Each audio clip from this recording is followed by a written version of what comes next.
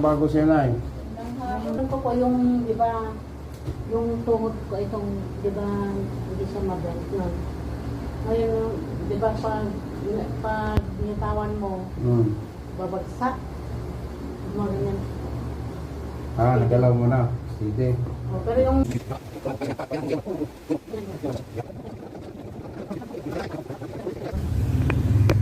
bitawan. Anong bitawan mo, Nay? Ayun, anong bitawan? Huwag ka magkumpiyansa. Baba mo, Nay. Bitawan daw. Hindi na, putpan niya. Baba mo, Nay. Relax. Bitawan mo. Yan.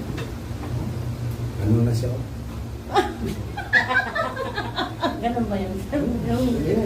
Control mo ba? Kasi ginagalaw mo yan. Wala siyang control ba? Pag dumaan ang dugo, galaw din. Pagkagalaw, yan, ang yabang. Ang taray. Ganun siya yan. Yan, dumadaan ang dugo yan. Kaya bumubuka yan. Yan. Ngayon, yung anak mo, basta makahawak, di ba? Huwag ka magsabi noon.